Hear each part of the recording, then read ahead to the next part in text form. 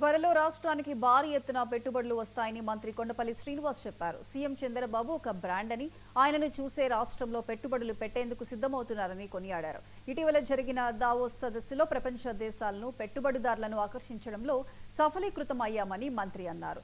జర్మనీలోని ఫ్రాంక్ఫర్ట్లో జరిగిన సదస్సులో కూడా సత్ఫలితాలు వచ్చాయని చెప్పారు. మంత్రి గారు గ్లోబల్ పార్ట్నర్షిప్ సమ్మిట్లో మన ఆంధ్రప్రదేశ్ని కూడా రిప్రజెంట్ చేయమని నాతో సహా మా ఎంఎస్ఎంఈ డిపార్ట్మెంట్ని పంపించడం జరిగింది.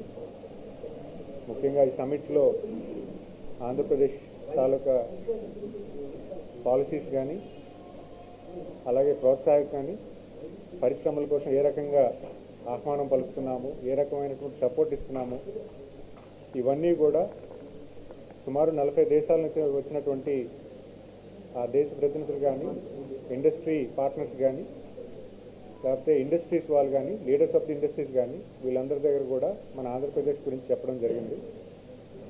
ఇది చాలా సంతోషకరం. ఎందుకంటే మన రాష్ట్రం కూడా ఒక మంచి ఆ సమ్మిట్లో ఒక మంచి పాత్ర వహించడం, మన భారతదేశం నుంచి మన రాష్ట్రం కూడా ముందంచుకు వెళ్ళి భారతదేశం తరఫున అలాగే మన రాష్ట్రం తరఫున చెప్పడం కూడా ఒక మంచి పరిణామాన్ని భావిస్తున్నాను.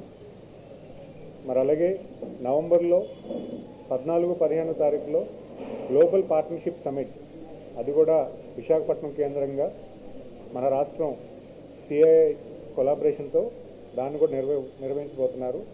సో దానికి కూడా చాలామంది స్వాగతిస్తూ వాళ్ళందరినీ కూడా ఆహ్వానం పలుకుతూ ఈ గ్లోబల్ ఎస్ఎంఈ